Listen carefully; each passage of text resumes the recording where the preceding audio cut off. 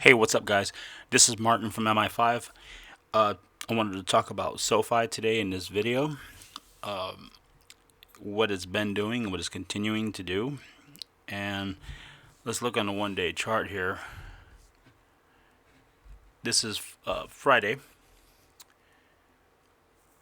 and Sofi was at 8.54 at opening.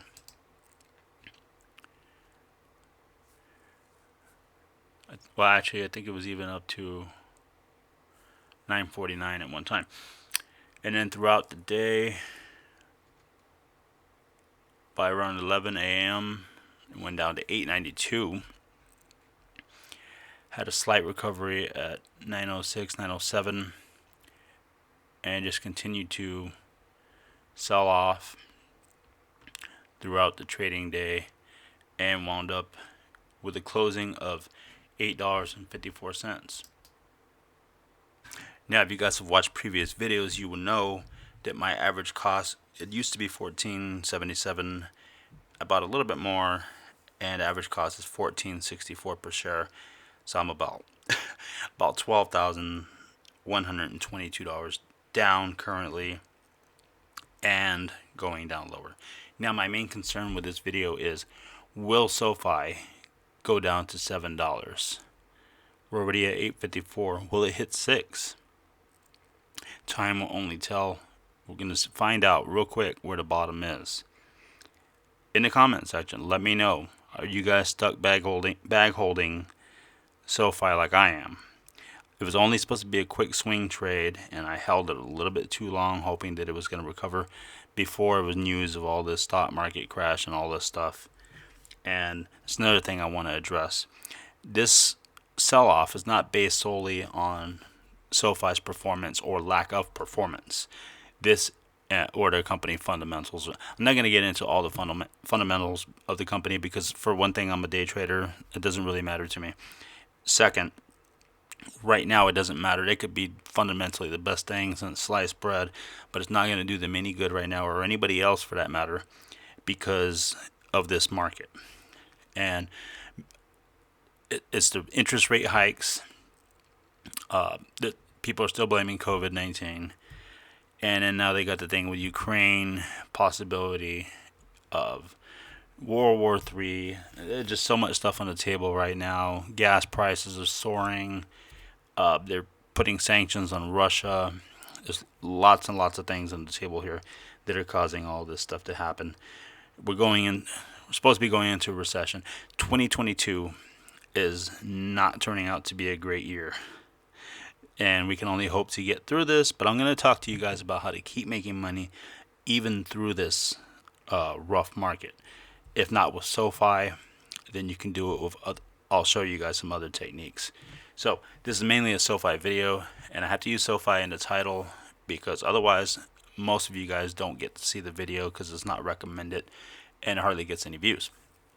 So after I get done talking about SoFi, I'm going to continue talking about what you guys can do to continue to make money even in this market.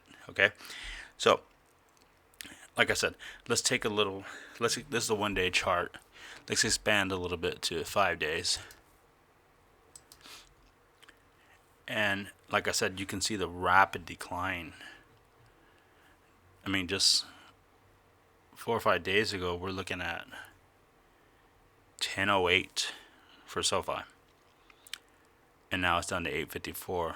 Let's take a look at the 1 month chart.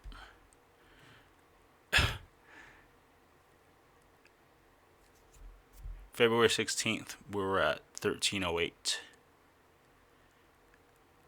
Then it had a huge drop on the 23rd, down to 9.82.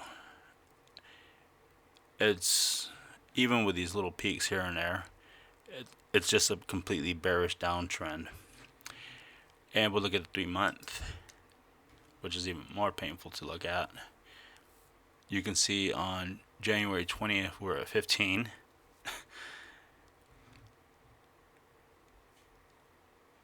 On January 3rd this year, 1568, 1595. Let's look at 6 month. Man, look at that. We're at 2292 on October 15th. Jesus. 23.29 on November 4th. It's very, very, very bullish. And a lot of that was a lot of hype. And it was very oversold at that point. And it definitely consolidated. And then it started to really, really sell off because of all the things I mentioned previously in the video with the rate hikes, economy seeming to be crashing. They've been saying with the COVID stuff, I don't even believe in COVID affecting the market that much anymore at this point. I mean, it's been here for, 2 years already? It's just, I'm done with it. I'm done with it. I'm sure you guys are tired of it as well. So like I said, I'm stuck bag holding Sofi at this point. If you guys do not know what bag holding means, it's basically when you get stuck holding a stock at a loss. So I'm at a negative amount on the stock and it's not profitable to actually sell it. So if you get to that point, you can't even break even. So you have to either dollar cost average back into it, which would take a lot at that position, or you hold it till it gets back up to profitable levels. So I would have to get back up to 1476 or so to be able to even just to break even. So you don't want to get yourself put into that position. And I'm sure many of you who are long-term investors are stuck in the same positions as I am. Now, this is why normally I believe in just day trading, and I should have stuck to pure day trades, because day trading, you buy and sell the stock within the same day period, within trading hours. You can put stop losses, or you can limit your losses manually, like I do sometimes. Whatever you want. Like, say you invest $1,000 and say, hey, I'm only willing to lose $100 total on this trade and not let it keep going down trying to catch a falling knife. So you take your $100 loss and move on and go into something that actually is profitable for you. So that's if your day trade did not go your way or according to plan. Now, do I see Sofi doing well in the future? Yes. Do I know when it's going to recover from these very, very low prices that it's at now? No, I do not. I'm starting to think that it's going to be a year or more before we see any type of recovery.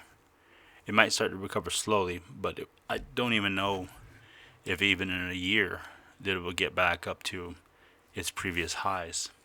I really don't know. I think it was overhyped, overbought. There were a lot of different things going on, and I don't think people are going to care about Sofi stock as much within the next year. So we may not see these highs, so don't gamble on it. Don't buy now in real heavy, just crossing your fingers and hoping the stock's just going to go back up to $23 or $24. It may not. So, matter of fact, let me just give a brief disclaimer.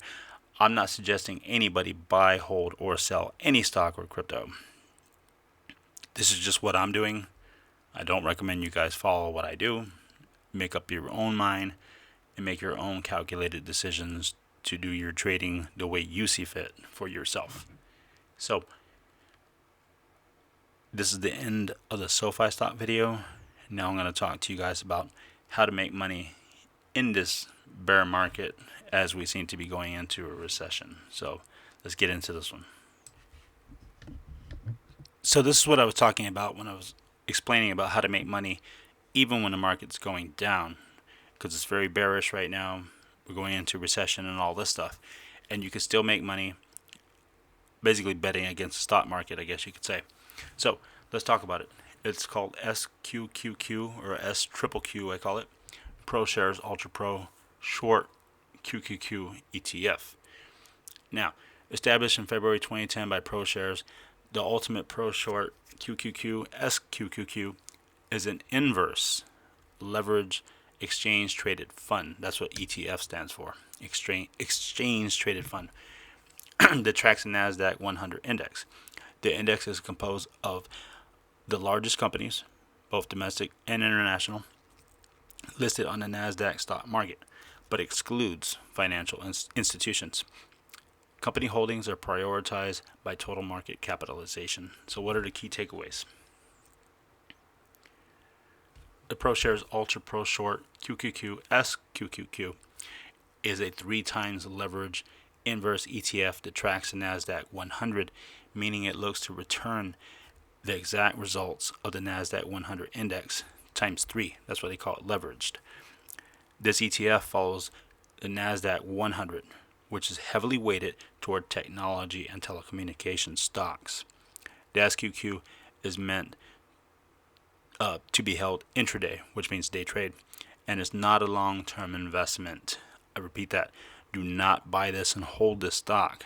You got to sell it off within the day, or even within hours or minutes possibly. And it's not a long-term investment. I repeat, where expenses and decay will quickly eat into returns. So you don't just buy this and hold it like a regular stock. The inverse leverage strategy for SQQQ means it attempts to reproduce a daily investment result that is roughly opposite the daily performance of its underlying index, that's the NASDAQ. Then multiply those results by a certain factor. The stated objective of SQQQ is to triple the opposite results of the NASDAQ 100. So if NASDAQ market's down, then SQQQ or SQQQ will go up. This means investors in SQQQ are preparing for the greater non-financial stock market to struggle, which it is. Since the NASDAQ 100 tends to be heavily weighted toward technology, telecommunications, and healthcare stocks, the SQQQ should tend to perform well when these sectors perform poorly. Okay, that's exactly what we're doing. We're going to make money when these sectors are performing poorly. All inversely leveraged funds are made up of financial derivatives and sometimes even derivatives of derivatives. To achieve the opposite of a specific asset, the fund managers have to trade in short positions and swaps, which essentially are bets the underlying security or investment performs poorly. The fund provider for SQQQ ProShares was launched in 2006 and focuses on specific, targeted, and relatively risky satellite holdings. Most of its ETFs are moderately small or very small, and SQQQ is no exception. Total assets under management, or AUM, in May 2021 is $2.07 billion. Okay, so let me show you something real quick. So this is SQQQ, and we're looking at the 6-month chart. And here in the middle area, November 19th, 2021, we're looking at $29.45 for each ETF share, $28.45 in December 27th of 2021. So the prices were low because we were doing pretty good in the NASDAQ sector at the time. But now you look here where this big peak's at, that is January 27th of 2022 of this year.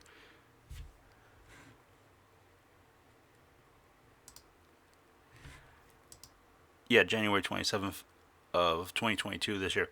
So you can see it went all the way up to from like 28.45 all the way up to 45.60. And why? It's because those market sectors that I talked about on NASDAQ, technology, stuff like that, those sectors are doing poorly. So when they perform poorly, that's when this ETF price goes up on the SQQQ. I know it might be a little hard to keep track of because this is what they call an inverse ETF. So basically it's the opposite of a TQQQ. So like I said, January went up there. Then we started doing a little bit better in the NASDAQ. That's why the SQQQ went down a little bit in February 2nd. But then it continued to go up. And it's continuing to escalate because we continue to do worse and worse. So, if you guys were to buy in, I'm not suggesting that you do, buy in at a time where it dips down, which means the market seems to be having a slight little recovery, and purchase it while it's cheaper, and when it gets up higher, then you sell it. But try to do it within the day. Don't hold this thing for a very long period of time, because you might regret it, because it's going to go up and it's going to be very volatile. It's going to fluctuate, and it could take a turn for recovery, which means you will lose money on this particular stock if there's a massive recovery of NASDAQ. So that's it for this particular video. I just wanted to share this with you guys. I want to give you guys some information, show you what I do to make money in this bearish market, and how you can make money whether stocks are going up in price or down. You win either way. So if I earned your like on this video, make sure you hit the like button. Be sure to subscribe, click the notification bell so you guys can see the new videos that I'm bringing out, and of course leave a comment. Let me know what you guys are doing, how you're handling the market right now, what kind of average price you might have on Sofi, since this was originally a Sofi video. And if you guys are holding long term, let me know how you're doing on that. So we'll see you in the next video.